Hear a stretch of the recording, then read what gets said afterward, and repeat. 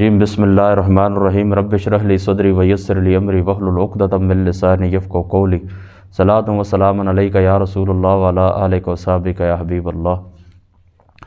آج ہمارا جو درس ہے درس قرآن، یہ آج ہمارا 37واں رکوع ہے، اور آج کی ہماری جو مجلس ہے یہ 37ویں مجلس ہے۔ ربیع الثانی شریف کی آج 15 تاریخ ہے، 15ویں شب 1444 ہجری، اور جمعرات کی شب ہے، اور نومبر کی آج 10 تاریخ ہے اور سن 2022 ہے۔ میں 37واں جو رکوع ہے یہ آپ کے سامنے تلاوت کرتا ہوں۔ ہماری جو آیات بینات تھیں یہ 262 مکمل ہو چکی تھیں، تو آج آیت نمبر 263 سے لے کر انشاءاللہ تعالی 273 تک، 263 سے لے کر 273 تک، یعنی 10 آیات بینات آج کی ہماری جو نشست رکوع ہے اس کے اندر انشاءاللہ تعالی ہم تفسیر پڑھیں گے۔ اعوذ باللہ من الشیطان الرجیم، بسم اللہ الرحمن الرحیم، یا ایہا الذین آمنوا انفقوا من طیبات ما کسبتم ومما اخرجنا لکم من الارض ولا تیمموا الخبیث منہ تنفقون یا ایہا الذین آمنوا انفقوا من طیبات ما کسبتم ومما اخرجنا لکم من الارض ولا تیمموا الخبیث منہ تنفقون ولستم بآخذہ الا ان تغمضوا فیہ واعلموا ان اللہ غنی حمید۔ الشیطان یعدکم الفقر ویأمرکم بالفحشاء واللہ یعدکم مغفرۃ منہ وفضلا واللہ واسع علیم۔ یؤتی الحکمۃ من یشاء ومن یؤت الحکمۃ فقد اوتی خیرا کثیرا وما یذکر الا اولو الالباب۔ وما انفقتم من نفقۃ او نذرتم من نذر فإن اللہ یعلمہ وما للظالمین من انصار۔ وإن تبدوا الصدقات فنعما ہی وإن تخفوها وتؤتوها الفقراء فهو خیر لکم ویکفر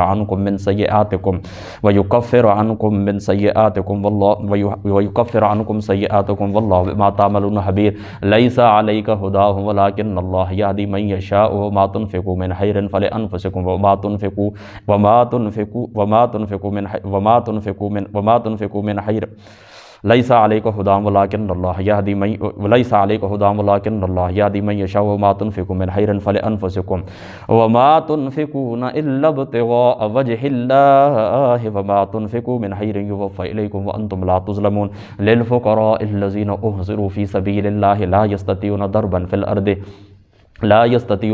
الارض یحسبهم الجاہل اغنیاء من التعفف تعرفهم بسیماہم لا یسألون الناس الحافا وما تنفقوا من خیر فإن اللہ بہ علیم۔ صدق اللہ العظیم وصدق رسولہ النبی الکریم الامین۔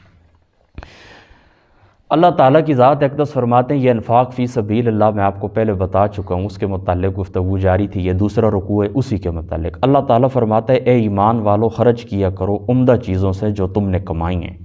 انفقوا من طیبات ما کسبتم، جو تم نے کمائی ہیں، ومما اخرجنا لکم من الارض، اور اس سے جو نکالا ہے ہم نے تمہارے لیے زمین سے، ولا تیمموا الخبیث منہ تنفقون، اور نہ ارادہ کرو ردی چیز کا اپنی کمائی سے کہ تم اسے خرچ کرو، ولستم بآخذیہ الا ان تغمضوا فیہ، اور اگر تمہیں کوئی ردی چیز دے تو تم نہ لو بجز اس کے کہ تم چشم پوشی کر لو۔ واعلموا ان اللہ غنی حمید، اور خوب جان لو کہ اللہ تعالیٰ غنی ہے، ہر تعریف کے لائق ہے۔ دیکھیں یہاں پر کوئی بھی مشکل بات نہیں، اللہ تعالیٰ کی ذات اقدس فرماتے ہیں کہ جو تمہارے طیب یعنی عمدہ حلال مال ہیں، ٹھیک ہے، یعنی تمہاری جو ارننگ ہے ایک تو یہ لافل ہونی چاہیے، قانونی ہونی چاہیے، حلال ہونی چاہیے، ٹھیک ہے، میری بات آپ سمجھ گئے نا۔ اور دوسرا عمدہ چیز اللہ تعالیٰ کی، ایک تو حلال ہو اور دوسری عمدہ ہو، وہ چیز اللہ تعالیٰ کی راہ کے اندر خرچ کریں، ٹھیک ہے، سمجھ گئے نا۔ من طیبات ما ومما اخرجنا لکم من الارض، اور اس سے جو نکالا ہے ہم نے تمہارے لیے زمین سے، یعنی زمین سے جو کھیتیاں اگائی ہیں میں نے تمہارے لیے، اس کھیتی میں سے جو اللہ تعالیٰ کی ذات اقدس نے سب مقرر کیا ہے عشر، وہ بھی ادا کرو، یعنی اپنے مالوں کی زکوٰۃ بھی ادا کرے، جو مال اللہ تعالیٰ نے تمہیں دیے عمدہ مال اللہ تعالیٰ کی راہ میں خرچ کریں، اور جو کچھ زمین نکالتی ہے وہ بھی اللہ تعالیٰ کی راہ کے اندر خرچ کریں۔ اور حدیث پاک میں آپ کو پہلے غالباً میں نے سنا چکا ہوں کہ یہ جو زمینیں ہوتی ہیں جن کو اپنے یعنی یہ جو ریٹ وغیرہ ہوتے ہیں نا موٹروں سے اور خود محنت کر کے پانی دیا جاتا ہے، تو وہاں پر ہے نصف عشر۔ اور جو زمینیں اللہ تعالیٰ کی طرف سے قدرتی سیراب ہو جاتی ہیں، بیرونی جو زمینیں ہوتی ہیں جن کو آپ بارانی ایریا کہتے ہیں، وہاں پر جو بارش سے سیراب ہو جاتی ہے تو اس میں آپ عشر ادا کریں گے، یعنی 10واں ادا کریں گے، ٹھیک ہے؟ یعنی زمین جو کچھ نکالتی ہے 10 من غلہ نکلا ہے تو 10واں آپ نے کیا کرنا ہے؟ اللہ تعالیٰ کی بارگاہ کے اندر آپ نے پیش کرنا ہے۔ اور دیکھیں اللہ تعالیٰ کی ذات مقدسہ یہ ارشاد فرماتے ہیں کہ یہ جو ردی مال جو لوگ اللہ کی بارگاہ میں دیتے ہیں، عمدہ مال اللہ کی بارگاہ میں نہیں دیتے، ردی مال دیتے ہیں، انہیں یہ بات سوچنا چاہیے کہ وہ ردی مال اگر تمہیں کوئی دیا جائے تو کیا تم قبول کرو گے؟ ہرگز قبول نہیں کرو گے۔ ہاں، کسی کا دل رکھنے کے لیے چشم پوشی کرنا، جس کو ہم کہتے ہیں درگزر کرنا، چلو خیر ہے، کوئی بات نہیں، اس طرح کا آپ کریں تو کر سکتے ہیں، اور اللہ تعالیٰ کی ذات تو پھر غنی عن العالمین ہے، ٹھیک ہے؟ یہاں پر یہ بات آپ نے یاد رکھنی ہے کہ خرچ کرنے کے 3 مقاصد ہوتے ہیں۔ خرچ کرنے کے کتنے مقاصد ہوتے ہیں؟ 3 مقاصد ہوتے ہیں۔ سب سے پہلا مقصد یہ ہوتا ہے اللہ تعالیٰ کو راضی کرنا، نمبر 2 اپنے نفس کی اصلاح کرنا، اور نمبر 3 معاشرے کے اندر جو گرے پڑے لوگ ہیں، جو مسکین لوگ ہیں، ان کی اصلاح کرنا، یعنی ان کی مدد کرنا۔ یہ 3 مقصد ہوتے ہیں صدقہ کرنے کے۔ اب جو بندہ اللہ تعالیٰ کی بارگاہ کے اندر ردی مال پیش کرتا ہے، اللہ کی رضا بھی اس کو حاصل نہیں ہوتی، اپنے نفس کی اصلاح بھی نہیں ہوتی۔ یعنی نفس کو اصلاح تو اسی طرح ہی ہے نا کہ جس طرح محبوب چیز اپنے دل سے کھو کر بندہ اللہ کی بارگاہ میں خرچ کرے۔ جس چیز کی تمہیں ضرورت ہی نہیں ہے وہ اللہ کی بارگاہ میں آپ خرچ نہ کریں تو آپ کے دل کے سچائی کے اوپر کیا دلیل ہوگی؟ یعنی اپنا مال جس کے ساتھ آپ کو محبت ہے، جس کی آپ کو ضرورت ہے، جس کی آپ کو چاہت ہے، وہ اللہ کی بارگاہ کے اندر دیں تو یہ آپ کے صدقے کے اوپر دلیل ہے۔ اس لیے اس کو صدقہ بھی کہتے ہیں۔ یہ سچائی کی علامت ہوتا ہے، یہ سچائی کا سائن ہوتا ہے کہ یہ بندہ واقعی اللہ تعالیٰ کی ذات اقدس سے اتنا پیار کرتا ہے کہ دنیاوی مال و متاع جو عطا بھی اللہ تعالیٰ کی ذات اقدس نے کیا ہے۔ یہ دیکھیں نا، دن رات اللہ تعالیٰ کی ذات اقدس ہمارے اوپر اپنے انعامات کی بارش فرماتے ہیں۔ تو یہ بات آپ سمجھ گئے نا؟ تو یہ مقاصد تب بھی 3 مقاصد حاصل ہو سکتے ہیں جب عمدہ مال اللہ کی بارگاہ کے اندر دیا جائے۔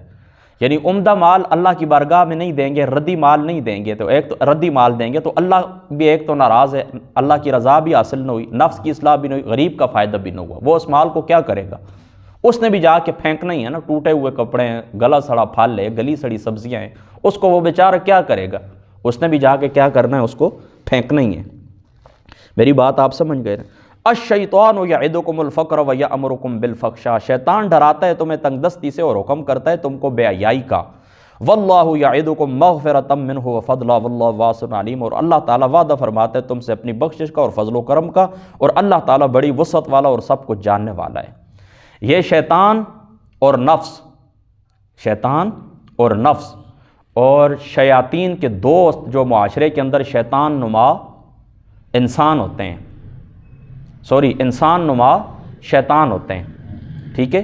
وہ اس طرح کے ڈراوے دیتے ہیں۔ شیطان بھی یہی کہتا ہے، شیطان کے ساتھی بھی یہی کہتے ہیں، اپنا نفس بھی یہی کہتا ہے کہ یار اگر تم نے اللہ کی بارگاہ کے اندر یہ مال خرچ کر دیا، تمہیں ضرورت ہے، آگے بچوں کا کیا کرو گے؟ بچوں کو مستقبل ہے، تمہارے چھوٹے چھوٹے بچے ہیں، تمہیں ضرورت پڑے گی، کل وہ کیا کریں گے؟ کس گلی کے اندر جائیں گے؟ گلی گلی جا کر لوگوں سے سوال کرتے پھریں گے۔ یہ کس کی طرف سے؟ نفس کی طرف سے، شیطان کی طرف سے، اور شیطان لوگوں کی طرف سے۔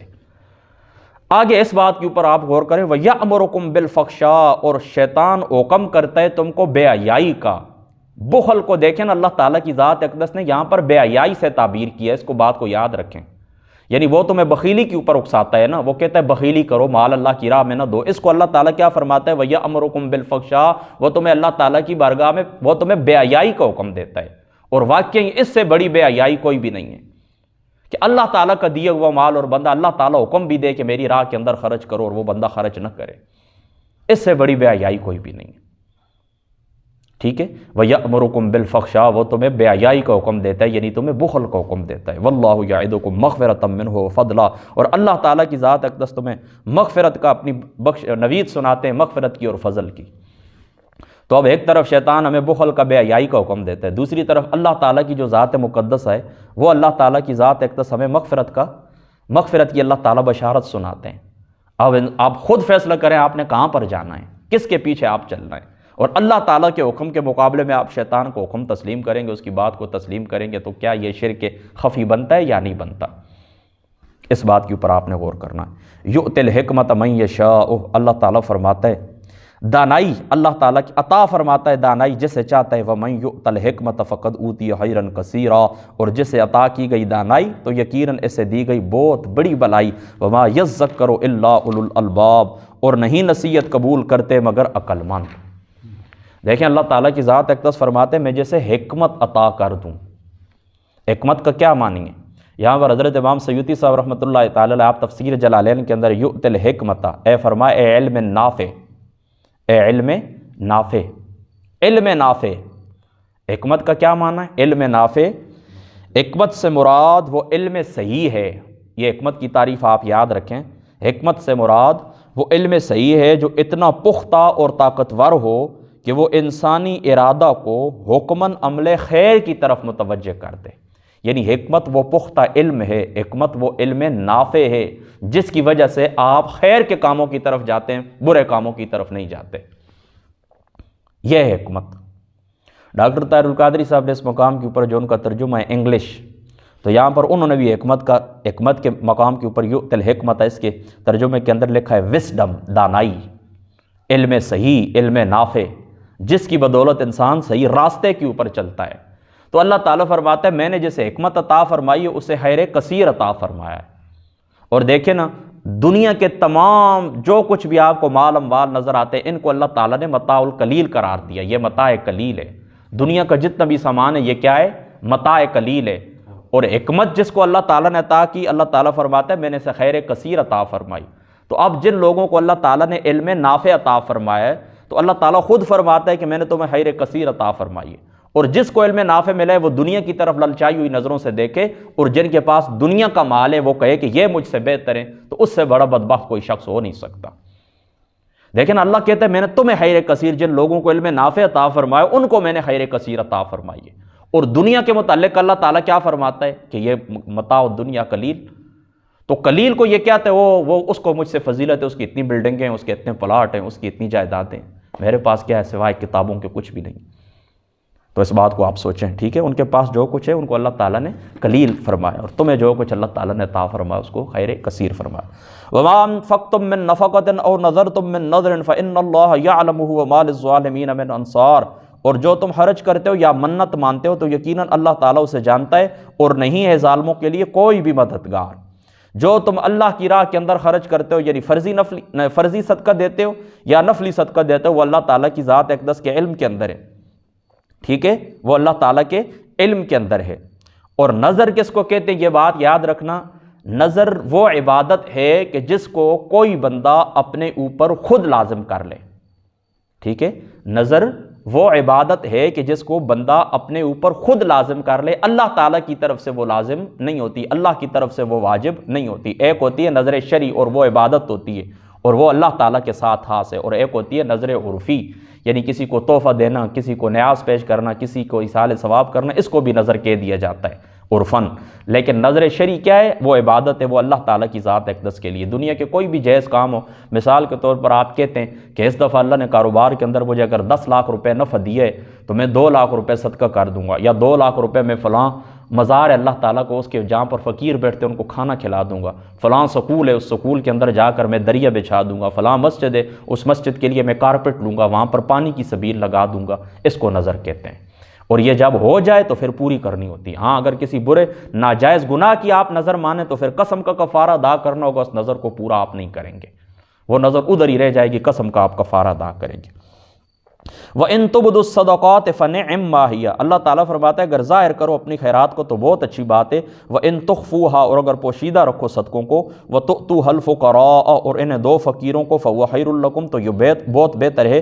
وَيُكَفِّرُ عَنْكُم مِّن سَيِّئَاتِكُمْ، اور صدقہ کی برکت سے مٹا دے گا اللہ تعالیٰ تم سے تمہارے بعض گناہ۔ وَاللَّهُ بِمَا تَعْمَلُونَ خَبِيرٌ، اور اللہ تعالیٰ جو کچھ تم کر رہے ہو خبردار ہے، اللہ تعالیٰ جو کچھ تم کر رہے ہو خبردار ہے۔ حضرت ابن عباس رضی اللہ تعالیٰ عنہ آپ کا ایک قول ہے، آپ فرماتے ہیں جو صدقہ چھپا کر دیا جاتا ہے وہ 70 گنا حیثیت رکھتا ہے، اور جو صدقہ اعلانیہ دیا جاتا ہے وہ 25 گنا حیثیت رکھتا ہے، ٹھیک ہے؟ یہاں پر یہ بات یاد رکھیں، یہاں پر یہ سوال ہے کہ صدقہ اعلانیہ دینا چاہیے، لوگوں کے سامنے دینا چاہیے یا چھپا کر دینا چاہیے؟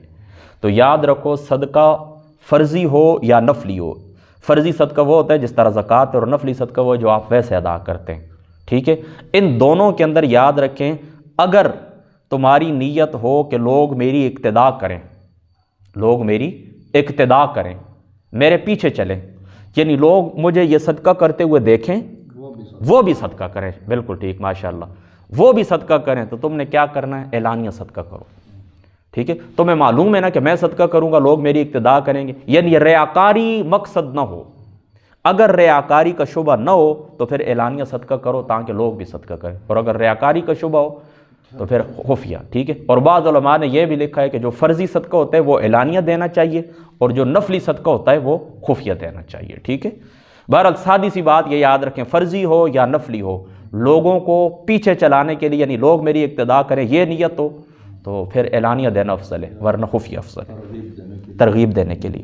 لیس علیک ہداہم ولکن اللہ یہدی من یشاء، نہیں ہے آپ ان کے نہیں آپ کے ذمہ سیدھی راہ چلانا ان کو، ولکن اللہ یہدی من یشاء، ہاں اللہ سیدھی راہ چلاتا ہے جسے چاہتا ہے، اور جو کچھ تم خرچ کرو اپنے مال سے، وما تنفقوا من خیر فلانفسکم، جو کچھ تم خرچ کرو اپنے مال سے تو اس میں تمہارا فائدہ ہے، وما تنفقون الا ابتغاء وجہ اللہ، اور تم خرچ ہی نہیں کرتے ہو سوائے اللہ کی رضا طلبی کے، وما تنفقوا من خیر یوفى الیکم وانتم لا تظلمون، اور جتنا کچھ تم خرچ کرو گے اپنے مال سے پورا ادا کر دیا جائے گا تمہیں، اور تم پر ظلم نہیں کیا جائے گا۔ یہاں پر دیکھیں بعض لوگ غلط ترجمہ کرتے ہیں، وہ کہتے ہیں کہ نہیں ہے آپ کے ذمہ ان کی سیدھی راہ کے اوپر چلانا، یعنی اس کا مطلب ہے نعوذ باللہ من ذالک رسول پاک صلی اللہ تعالیٰ علیہ وسلم ان کے پاس اختیار نہیں ہے، وہ کسی کو ہدایت دینا چاہے نہیں دے سکتے۔ اللہ تعالیٰ قرآن کے اندر کیا کہتا ہے؟ یہ موقف قرآن اور سنت کے خلاف ہے۔ اللہ تعالیٰ قرآن کے اندر کہتا ہے هو الذی ارسل رسولہ بالہدیٰ، ہم نے اس رسول کو بھیجا ہدایت کے ساتھ، یہ تمہیں، اور رسول پاک صلی اللہ تعالیٰ علیہ وآلہ وسلم آپ کے ناموں میں سے ایک نام ہے عادی، ہدایت دینے والے۔ اس آیت کریمہ کا مفاد یہ ہے کہ آقا علیہ الصلوۃ والسلام کی انتہائی چاہت تھی کہ یہ لوگ کلمہ پڑھ لیں، یہ لوگ جہنم سے بچ جائیں، تو اللہ تعالیٰ کی ذات اقدس نے آپ کی تسلی کے لیے فرمایا کہ آپ کے ذمہ بات پہنچانا ہے، بس آپ بات پہنچا دیں، اس کے علاوہ آپ کے اوپر کوئی بھی ذمہ داری نہیں ہے۔ اگر ان کے نصیب کے اندر میں نے ہدایت تقدیر کے اندر لکھی ہوئی کہ آپ کی بات یہ قبول کر لیں گے، نہیں تو ان کا جو مقدر ہے اس مقدر کو جہنم کو پہنچ جائیں گے، ٹھیک ہے؟ آگے اللہ تعالیٰ فرماتے ہیں وَمَا تُنْفِقُوا مِنْ خَيْرٍ فَلِأَنفُسِكُمْ، اور جو کچھ تم خرچ کو اپنے مال سے تو اس میں تمہارا فائدہ ہے۔ یہ اس طرح ہوتا تھا، انصار کے کچھ رشتہ دار تھے یہودی غیر مسلم، تو پہلے تو یہ ان کے اوپر صدقہ کرتے تھے، اب اسلام آ گیا نا تو انہوں نے کہا کہ یہ جو صدقات ہوتے ہیں نا تو یہ ہم مسلمانوں کے لیے خرچ کریں گے، یعنی صرف اپنے مسلمان بھائیوں کو جو کلمہ پڑھ لیں گے ان کو دیں گے، اپنے باقی رشتہ داروں کو جو کافر ہیں ان کو نہیں دیں گے، یہودیوں کو وغیرہ جو ہیں ان کو نہیں دیں گے۔ تو یہاں پر اللہ تعالیٰ کی ذات اقدس نے ان کے لیے حکم دیا کہ نہیں آپ ان کے اوپر بھی خرچ کریں، آپ کیا کریں؟ ان کے اوپر بھی خرچ کریں۔ وَمَا تُنْفِقُوا مِنْ خَيْرٍ فَلِأَنفُسِكُمْ وَمَا تُنْفِقُونَ إِلَّا ابْتِغَاءَ وَجْهِ اللَّهِ، اور تم تو خرچ نہیں کرتے مگر اللہ تعالیٰ کی رضا طلبی کے لیے۔ وَمَا تُنْفِقُوا مِنْ خَيْرٍ يُوَفَّى إِلَيْكُمْ وَأَنْتُمْ لَا تُظْلَمُونَ، اور جتنا کچھ تم خرچ کرو گے اپنا مال سے پورا ادا کر دیا جائے گا تمہیں، اور تم پر ظلم نہیں کیا جائے گا، یعنی تمہارے اجر میں سے کوئی چیز کم نہیں کی جائے گی۔ یہاں پر یہ بات آپ نے یاد رکھنی ہے کہ جو فرضی صدقہ ہوتا ہے فرضی، وہ غیر مسلموں کو نہیں دیا جائے گا، کیونکہ جو زکوٰۃ وغیرہ، کیونکہ اس میں اللہ تعالیٰ نے قرآن کے اندر مصارف بیان فرما دیے ہیں، ٹھیک ہے؟ کون سے مصارف ہیں آپ کو پتہ ہے نا؟ 10ویں پارے کے اندر اللہ تعالیٰ کی ذات مقدسہ 10ویں پارے کے اندر آتا ہے نا کہ یہ انما الصدقات للفقراء والمساکین، یہ اللہ تعالیٰ کی ذات اقدس اس مقام کے اوپر مصارف بیان فرما دیے ہیں، لہذا غیر مسلم کو زکوٰۃ نہیں دی جائے گی، فرضی صدقہ نہیں دیا جائے گا، نفلی صدقہ ان کو دیا جائے گا۔ ہاں، یہ نہیں کہ وہ ان کو آپ بھوکے مرتے ہوئے دیکھ لیں، یہ اللہ تعالیٰ کی رحمت کا تقاضا نہیں ہے، یہ اللہ تعالیٰ کی رحمت کے خلاف ہے، نفلی صدقہ آپ ان کو بھی دیں گے، ٹھیک ہے؟ للفقراء الذین احصروا فی سبیل اللہ لا یستطیعون ضربا فی الارض، اللہ تعالیٰ فرماتے ہیں ان فقیروں کے لیے، یعنی ان کے لیے بھی ہے، اور جو اصل حقدار ہیں وہ کون؟ ان فقیروں کے لیے جو روکے گئے اللہ کی راہ میں، نہیں فرصت ملتی انہیں روزی کمانے کے لیے چلنے پھرنے کی زمین میں، یعنی زمین میں چل پھر کے ان کو وقت اتنا نہیں ملتا، ان کو دینی امور نے اپنی قید میں رکھا ہوا ہے۔ یہاں پر ہمارے ایک مسلک کا عالم دین ہے پیر افضل قادری صاحب، ان کی جو تفسیرات افضلیہ ہے، آپ اس مقام کے اوپر ان کی تفسیر کا ضرور مطالعہ کریں کہ یہ جو لوگ ہوتے تھے نا فقیر، اصحاب صفہ، ان کی تعداد مفسرین نے 400 لکھی ہے۔ کتنی؟ 400۔ ان کی یہ ڈیوٹی ہوتی تھی کہ جب جہاد کا اعلان ہوتا تھا یہ تب بھی چلے جاتے تھے۔ حضور نبی پاک صلی اللہ تعالیٰ علیہ وسلم آپ کے گھر کے لیے یہ اس طرح کرتے تھے کہ پانی وغیرہ بھی لاتے تھے، اسی طریقے سے وہ جو جس کے اوپر کھانا اس کو کیا کہتے ہیں، ایندھن وغیرہ لکڑیاں وغیرہ وہ بھی لایا کرتے تھے، اجرے کی صفائی بھی کیا کرتے تھے، مسجد کی صفائی بھی کیا کرتے تھے، جو وفد حضور علیہ السلام سے ملنے کے لیے آتے تھے ان کے جو سواریاں ہوتی تھیں ان کے لیے چارہ بھی لایا کرتے تھے، مسلمانوں کا کوئی مال آتا تھا باہر بازار کے اندر ان کی حفاظت بھی کیا کرتے تھے، آقا علیہ الصلوۃ والسلام کی ذات مقدسہ کے لیے تکیہ بھی رکھتے تھے، حضور کا خاص مقام ہوتا تھا بیٹھنے کے لیے، وہاں پر رضائی وغیرہ بھی بچھایا کرتے تھے، یہ ان کی ڈیوٹی ہوتی تھیں۔ تو اللہ تعالیٰ نے ان کو دیکھیں، آج بھی اس زمانے کے اندر بھی جو لوگ دین کے ساتھ لگن رکھتے ہیں اور دینی امور بجا لاتے ہیں، واعظ و نصیحت، تبلیغ، تحریر، دینی خدمت کے اندر لگے ہوئے ہیں، اور وہ اپنی معاش نہیں کر سکتے، وہ اپنی معاش نہیں کر سکتے، تو ان کے لیے کیا کرنا چاہیے؟ ان کی خدمت کرنی چاہیے اور کھلے دل سے خدمت کرنی چاہیے۔ دیکھیں یہ آیت کریمہ اس بات کے اوپر دلیل ہے۔ پھر سن لیں، اللہ تعالیٰ فرماتا ہے للفقراء الذین احصروا فی سبیل اللہ، ان فقیروں کے لیے جو روکے گئے اللہ کی راہ میں نہیں فرصت ملتی، لا یستطیعون ضربا فی الارض، یہ زمین میں چل پھر کر اپنی روزی کمائیں، یحسبهم الجاہل اغنیاء، اور ناواقف انہیں خیال کرتے ہیں کہ یہ مالدار ہیں، من التعفف، بوجہ ان کے سوال نہ کرنے کی وجہ سے، تعرفهم بسیماہم، اے حبیب محمد مصطفیٰ آپ پہچانتے ہیں ان کی صورتوں سے، لا یسألون الناس الحافا، ان کی صورت سے یہ نہیں مانگتے لوگوں سے لپٹ کے، یہ لپٹ کے لوگوں سے سوال نہیں کرتے، وما تنفقوا من خیر، اور جو کچھ تم خرچ کرو گے، فإن اللہ بہ علیم، اللہ تعالیٰ کی ذات اقدس اس کو جاننے والے ہیں۔ ٹھیک ہے، سمجھ گئے نا اس بات کو؟ یہاں پر ہمارا آج کا جو درس ہے وہ مکمل ہو گیا، بس یہاں پر یہ سادی سی بات آپ نے یاد رکھنی ہے، اس کے اندر کوئی مشکل بات بھی نہیں ہے۔ لا یسألون الناس الحافا، مومن کی یہ شان ہے وہ لوگوں سے لپٹ کے سوال نہیں کرتا۔ اگر آپ کی کوئی ضرورت ہے نا، ایک اچھے انداز کے اندر آپ کی جو عزت نفس ہے وہ بھی برقرار رہے، اور اس کے ساتھ آپ کسی بھی شخص سے اپنی حاجت پیش کریں، اگر آپ کی ضرورت ہے تو آپ کیا کریں؟ حدیث پاک کے اندر آتا ہے، حضور علیہ السلام نے فرمایا، بخاری کی روایت ہے کہ کوئی بندہ صبح اٹھے اور اپنی اس طرح کرے کہ لکڑیوں کا وہ گٹھا کاٹے اور پیٹھ کے اوپر لا دے، اس کو بیچ کے آئے، پھر کمائے، اس میں سے خود بھی کھائے، صدقہ بھی کرے، یہ اس سے بہتر ہے کہ لوگوں سے سوال کرے اور کوئی بندہ اس کو دے یا نہ دے۔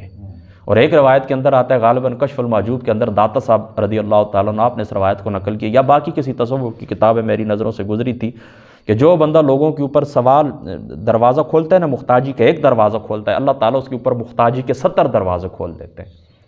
لہذا جتنا ہو سکے لوگوں سے سوال کرنے سے بچیں، اور اگر سوال کرنا پڑ جائے تو اپنی عزت نفس برقرار رکھیں، اچھے انداز کے اندر، اگر تمہارے نصیب میں اللہ نے لکھی ہوئی وہ چیز تمہیں مل جائے گی، اگر نہیں تو نہ صحیح، اچھے انداز میں۔ لا یسألون الناس الحافا، لوگوں کے سامنے گریہ ازاری کر کے لپٹ کے سوال ہرگز نہ کریں گے۔ ٹھیک ہے، اللہ تعالیٰ کی ذات اقدس عمل کی توفیق عطا فرما، واخر دعوانا ان الحمد للہ رب العالمین۔